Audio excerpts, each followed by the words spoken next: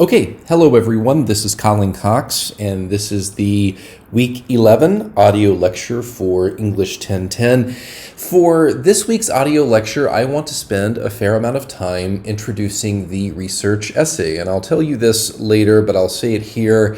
I am working primarily from the lecture notes that I've included in the research essay module. I'll read from the prompt itself. I'll talk about everything from the types of research essays that exist, but specifically the type of research essay you will write, some strategies you can adopt here at the beginning to get started, ways of using the Northeast State online databases, and then finally I'll conclude by saying a little something about these benchmarks, which you will submit 3 throughout this entire unit, and the first one is due by the end of this week. But again, I'll say a little more about it because I don't want you to think of these benchmarks as necessarily additional work that I want you to do. More than anything, it's, as the name suggests, a set of goals you should otherwise hope to accomplish during any research essay project. I'm just asking you to maybe formalize those steps. But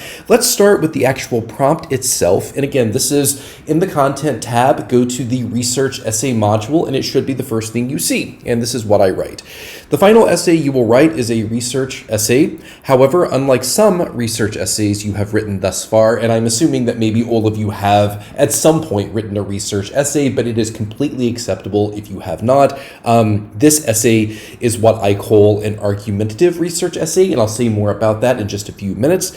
But you are required, the idea here is that you are required to not only inform a reader about a topic, but you must also take a side, stake a claim, have some kind of argumentative position, which is to say a thesis statement. In addition, this essay must have a minimum of 5 sources and adhere to MLA format and citation standards, and I will discuss what that means throughout this unit.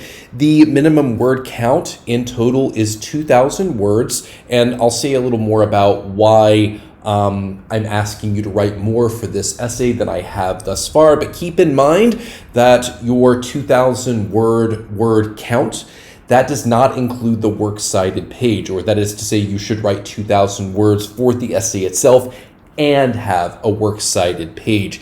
So I'll say a little more again about these distinctions between informative research essays and argumentative research essays in just a moment. But what I would bring to your attention is simply this. You must write 2,000 words, which is a little more, but because you will do research for this assignment, because you will integrate, let us say, language from sources that you find, that's part of how you can think of maybe supplementing your word count here. This is not like, for example, the first essay where I asked you to write 800 words without doing any research. The idea is that as you do research, you will find information and material that you can integrate into your essay. And of course, all of that counts toward your overall word count. But you'll also notice regarding sources that I am asking for a relatively low minimum, which is 5. Now, like the minimum word counts, I've said this to you repeatedly throughout the semester, it is not uncommon. In fact, it is quite common for students to exceed minimum word counts. It is also quite common for students to exceed the minimum source count. So if you have 7, 8, 9, 10 sources, that is completely acceptable. But at minimum, you need 5. And today and throughout this unit, I will talk about the different types of sources that you should consider finding and using, because there are certainly distinctions. Something, for example, that you just find on the internet, it is perhaps not the same as, it was not placed under the same kind of rigor as something published in a peer-reviewed academic journal. So again, I'll talk about those distinctions a bit later. Now, as you continue to look on the prompt, you'll see that when selecting a topic, and I'll say more today about topic selection, I am giving you 2 choices in theory. You may select an entirely new topic, something you have not written about this semester in this course, Or you may select a topic from a previous essay in this course and develop that topic for this research essay. But I want you to read that language carefully. I am not suggesting that you can take, let us say, an essay that you wrote for a different class or an essay that you wrote in the past and develop that into a research essay. Anything you have written for me, that's the idea behind the second option. Let us say whatever your topic was for essay 2, the definition essay. If you really liked that topic and you thought, I want to explore this topic in more detail, you could theoretically use that topic for this essay. So either one of those options are available to you. I'll leave it to you to decide which is best. But yeah, those are the parameters, at least for selecting a topic. So with that said, I want to now transition into the formal lecture part of this audio lecture where I just discuss research essays, strategies, best practices. I'll offer a bit of clarification about terminology. And again, remember, I am using or I am working from the lecture notes that I made available in the research essay module. So I would encourage you, maybe as you're taking notes, have those in front of you because you might find the reference helpful. Okay, and so I think a great place to start is really with this distinction I want to make between informative and argumentative research essays. And I think the way I've labeled each one is suggestive, and I say a little bit of this, or I say a little bit about this on the prompt. But think of an informative research essay as the kind of research essay that students often write in maybe elementary school, middle school, at times in high school. And that's not to say the informative research essay is just for those grade levels. If you've read, for example, something on a website that just attempts to explain a topic to you or explain, for example, a moment of history, I would argue, because it does not, because those kinds of research essays do not have thesis statements, they are informative research essays. So the idea of an informative research essay is simply an essay that uses secondary sources to explain a particular thing, a particular idea, a concept, a moment in history, etc. Now, by contrast, what I want you to write is an argumentative research essay. And I think it's important for me to say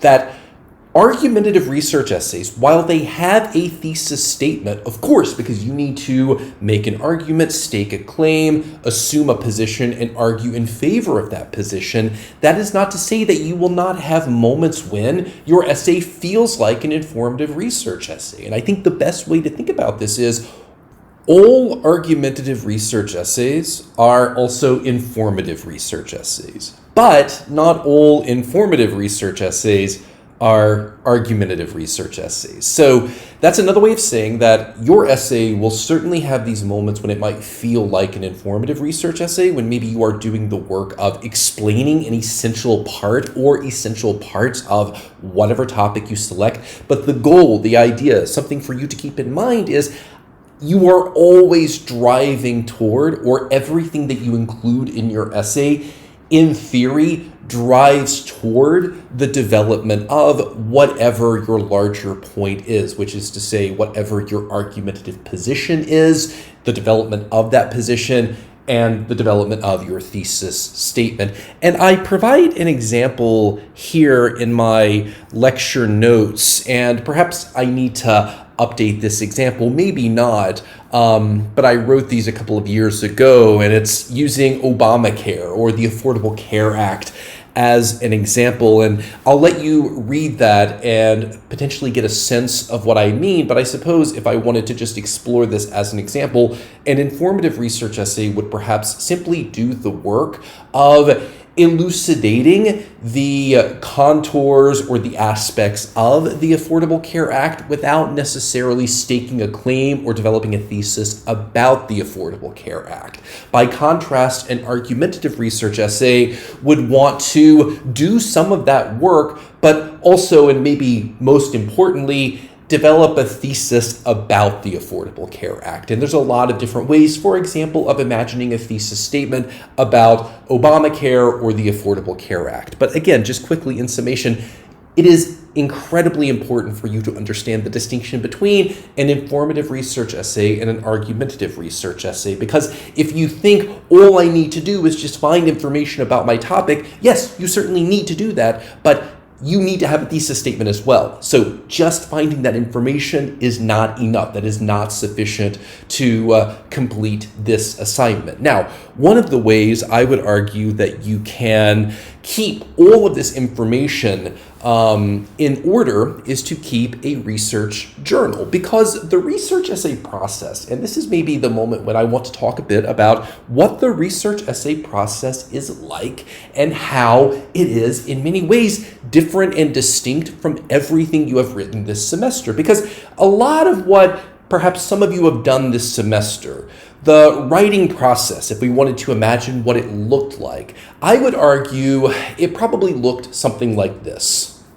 You perhaps read the assignment prompt, and then maybe you just started free writing a bit. Perhaps there was an element of free writing at the beginning of the writing process. Perhaps you wrote an outline, but you really just jumped in and started working. That's typically how, and maybe that's not reflective of your experience, but it is certainly reflective of a lot of experiences that a lot of my students have writing essays 1 through 4. Now, the research essay process, instead of just starting with a free write, you need to actually perhaps do the work of selecting your topic first. And perhaps you know a little bit about your topic, but not enough, or you don't feel as if you have a sufficient foundation of knowledge and information. Therefore, you need to do research to just understand this topic that interests you. And then from there, you need to get a sense of what is called the critical conversation, which I'll talk about in just a few minutes, especially when selecting topics. And that requires a bit of work because you need to have a better understanding of not only how people are talking about your topic, but where maybe you want to enter into that conversation. And from there, perhaps you're collecting names, you're collecting important terms that you might use when searching through the online databases. You'll start collecting secondary sources.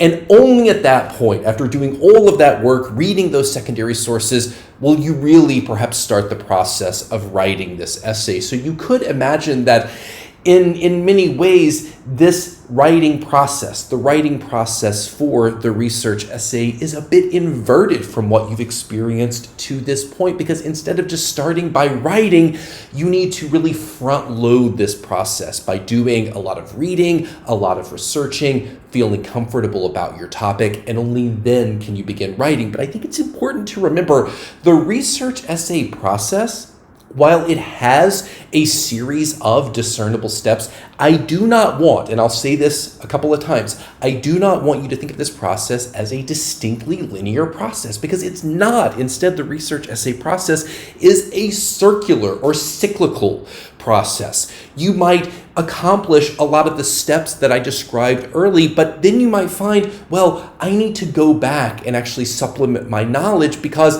I've stumbled upon this aspect of my topic that is clearly important, but it's something I know very little about. So I need to go back and learn some of that information. So you've perhaps accomplished those initial steps, but then as you've progressed or as you've proceeded through this process, you realize you need to go back and actually supplement some of those earlier steps. So my larger point, or the idea that I am trying to make here, is quite simply that even though there are a series of discernible steps, thinking of this as a linear process is perhaps not what I would encourage you to do. Instead, think of each of these different steps as perhaps a step that you might need to revisit at some point. And that is, as frustrating as it is from time to time, that is essential. That is a native part of the research essay process. And everything that I've just described, it's a lot of work, and it's important for you to have a place to house all of that work. And that is why the research journal is such an essential part, I would argue, of successfully completing a research essay. Because what you need, and listen, this journal, I'm not prescriptive about this. I don't want you to think that it needs to be an actual hard, let us say, leather-bound journal. It could be something as simple as a Google Doc or a Word doc or whatever. But take a bit of time, and here, especially at the beginning, take a bit of time and find a space that you might call your research journal.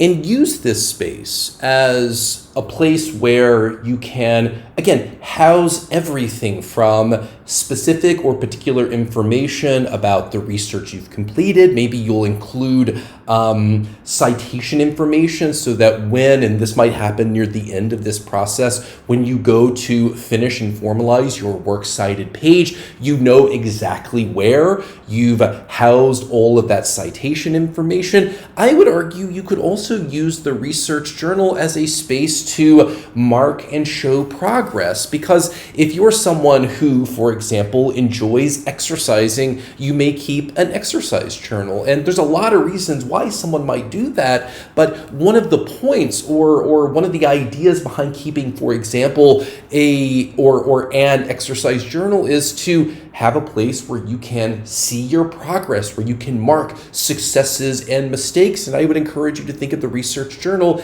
in a similar way, because part of what can become so frustrating and demoralizing about a research essay is feeling as if you are not making progress.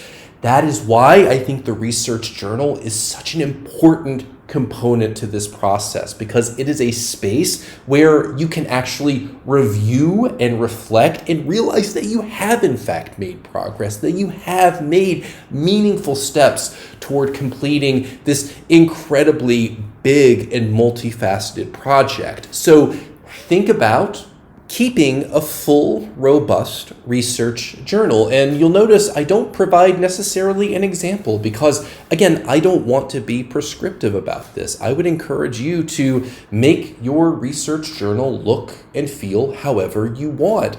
And a component of that journal, something that I would argue is so essential, and this is one of those first steps after, for example, selecting a topic.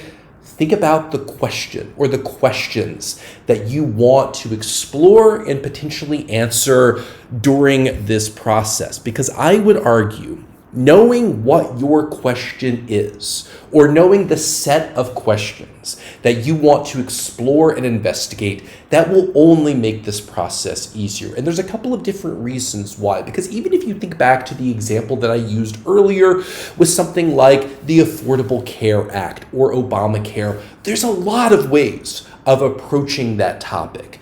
One of the best ways to narrow your focus is to think carefully about, well, what question or questions do I want to explore about this big, multifaceted topic? So knowing or having some specificity with the question or questions you want to ask, it will make what feels like a big, perhaps unwieldy topic feel very manageable and approachable. And much like with everything else during the research essay process, there's no reason why you cannot, throughout this process, modify, shift, or change the question or questions that you want to explore. This is part of that not thinking of the research essay process as linear, but instead thinking of it as cyclical, as a series of steps that you may complete, but then ultimately return to and refine. But I would also say another reason why starting with or thinking carefully about the questions you want to ask at the beginning of this process is because, again, I want you to write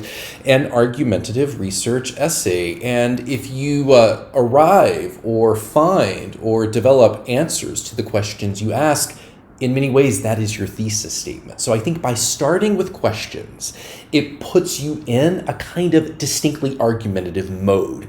And if you feel like, I don't quite know how to develop thesis statements, I understand and I sympathize. Thesis statements can be difficult. They can be hard and challenging. And I'll release a video in a couple of weeks exploring perhaps the ways of thinking about thesis statements, especially in research essays. But I think one of the best ways to start, one of the best ways to put yourself in that kind of mode is to have questions. Know the questions you want to explore, know the questions that you want to attempt to answer, and doing that, again, puts you in a kind of argumentative mode, and it puts you in this position where the answers to those questions may in fact, while you might need to do a bit of refining, may in fact function or operate as your thesis statement. So I want to spend a little time now talking about topics. And earlier I said a little something about the critical conversation or the conversation that exists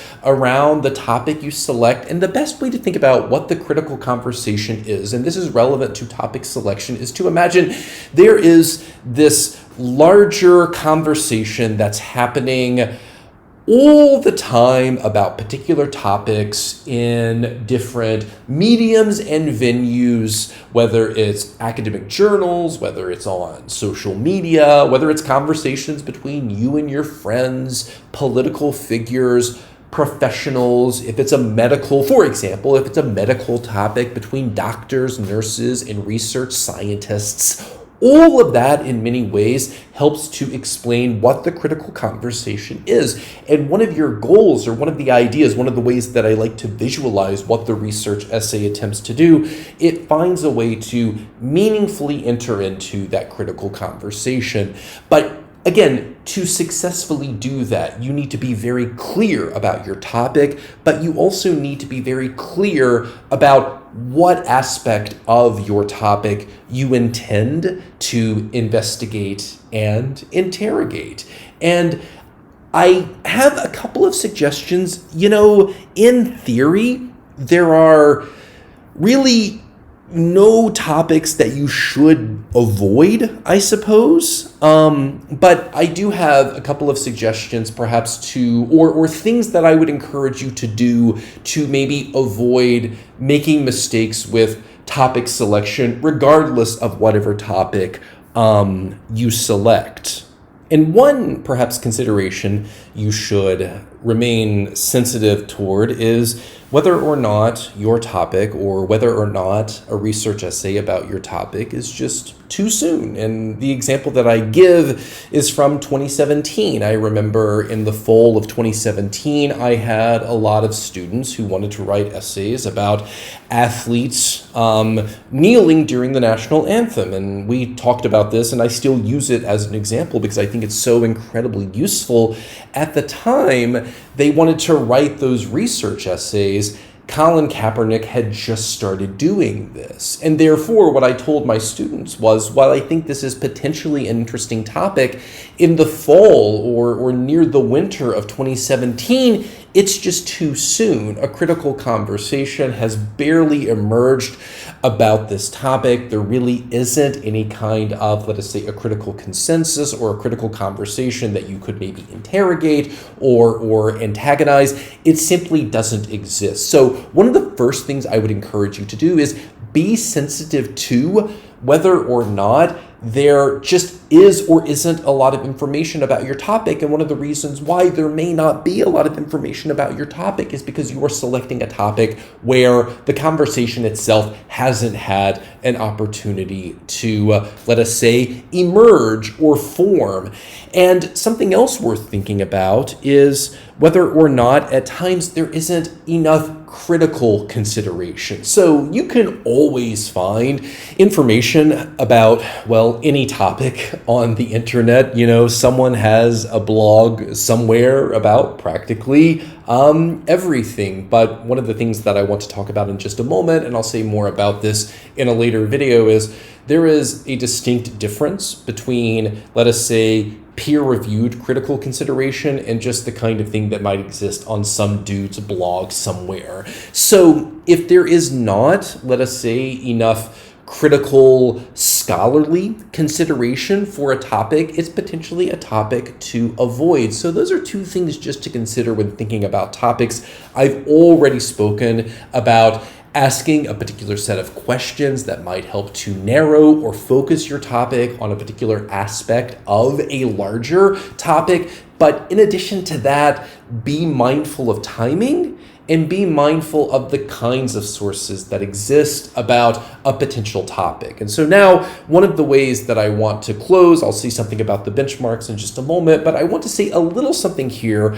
about sources, online databases, and again, I will produce videos over the next couple of weeks where I talk about the differences between, let us say, a blog on the internet, a YouTube channel, and a scholarly academic journal, and what it means for something to be peer reviewed. But that's one of the first things that I want you to really think about is, well, where have I found this information? Because I would argue any good research essay, and I'm speaking now more from what I intend for you as the person teaching this class and less what you should perhaps want for yourself. One of my goals for this essay is to teach or at least increase and enhance what is called internet literacy, or the ways in which people engage with information on the internet, the ways in which people think about the validity of potential sources, what you should consider perhaps makes a source credible, what might cause a source to be less credible or not credible at all. And one of the best ways, I would argue, and this is not always true, but one of the best ways to ensure that you have the kinds of sources you want is to search for peer-reviewed articles instead of just something someone has produced for the internet. And I'll say something later about what it means for an article to be peer-reviewed, but that's language you should look for. Look for peer-reviewed articles instead of perhaps something that someone anonymously posted on the internet that in theory did not receive any kind of editorial criticism or wasn't subjected to the kinds of rigor one might find with peer-reviewed articles. And the goal here, I suppose, and this I hope is self-evident, but I'll go ahead and say it, the idea is you do not want to develop an argument that uses bad information or that uses critically dubious information. You want your information to be the best, and this is worth saying. That is not to say or suggest, or I am not trying to suggest that there are objective sources and subjective sources. And again, I'll talk about this more throughout this unit. I think often what students want, and adults want this as well, non-students want this, so on and so forth. We often think, well, I just need to find the objective source, and then I will know the truth. But I would argue a better way to think about this is to think not who's the objective source, but instead what bias informs the perspective or the opinion or the argument that someone might forward and develop in a particular piece of researched information. And that is in many ways another way of saying that objectivity really cannot exist. Anytime a human being tries to do something, anytime a human being tries to develop an idea, tries to develop an argument, I would argue even though they might give it their best, it's still subjective, because even the questions you ask, and this is what I think is so incredibly fascinating, before you even arrive at your thesis statement, you've already made a set of choices, you've already made a set of decisions that create a kind of subjective environment. Because you cannot ask every question about a particular topic. You have naturally excluded certain lines of inquiry and argumentation. And again, I would argue that means even if you try your best to be objective, you are irrevocably in a kind of subjective space. Now, that's not to say, I want to be clear about this, that's not to say that there is not a distinction between, let us say, a bad faith actor making a bad argument that they know is bad because they want to persuade someone to think something that's wrong, but they just want it to be right, okay? That is certainly a kind of nefarious approach to a research essay or a nefarious approach to an inquiry that's fundamentally different from someone trying to do their best but acknowledging that, try as I might, this is still more subjective than I might want it to be. It's perhaps even better to think of this as existing on a kind of continuum, right? That there are some arguments and some ways of approaching arguments that are more objective than others or more subjective than others. But that also doesn't mean that at any point you're ever wholly objective or that a wholly objective source exists. Everything is influenced by, everything is touched by the subjective. So I would argue for you, the goal instead should be, well, let me try to understand the bias that might inform this source. That does not mean you should dismiss it, but this is part of what I mean and part of what I want to try and develop when I think about something like, when I think about teaching you or enhancing your internet literacy, is to give you a sense that objective sources cannot exist. There is a process, there is a method that makes some sources less subjective than others, but laboring under some delusion that you can just find the right objective source that will tell you what to think, that simply does not exist. So some of the goals, or one of the goals that I have for this project and for teaching you how to use these online databases, is to put you in a position where you understand the differences between a peer-reviewed source and something that just might appear on the internet. It gives you the kinds of intellectual faculties to perhaps see potential problems with sources without having someone tell you. So, okay, again, I will produce more information about this. More than anything, what I wanted to do in this lecture is to just introduce this particular essay, to give you a couple of things to think about, but I wanted to take a quick second here at the end and talk about benchmarks. So I mentioned this earlier, but the goal with the benchmarks is not to create additional work for you. It's simply to allow you to understand that there are certain things that you should do at certain moments during a research essay process, and to just ask you to formalize those steps instead of doing them or completing them informally.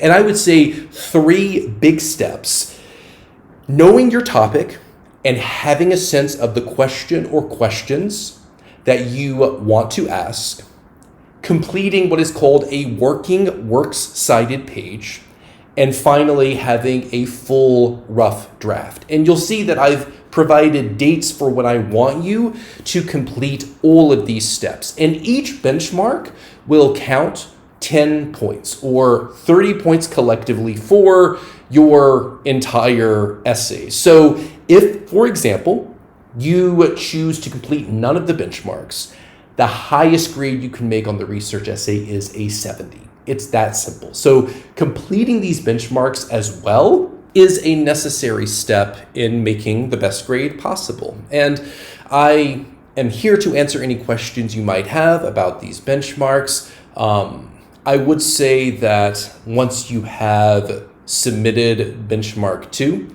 you cannot change your topic. I know there's a lot of, let us say, topic shifting and fluctuation. I spoke about this earlier. Again, the research essay process as not linear, but cyclical. So I completely understand if your topic needs to shift and change, but keep in mind, once you submit benchmark 2, that's your topic, okay? You cannot then change it again. I will not accept that essay.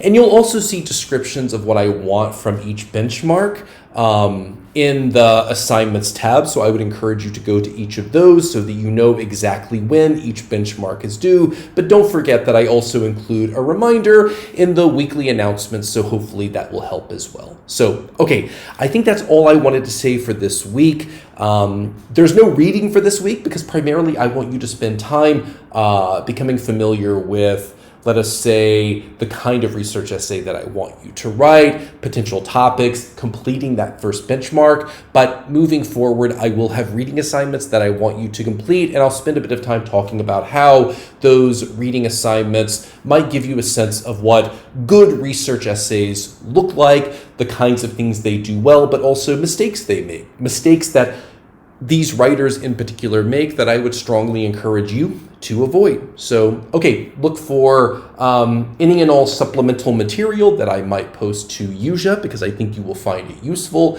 And if you have any questions whatsoever, please do not hesitate to contact me. Okay, have a good day. This is Colin Cox for English 1010, and I hope to talk to you soon.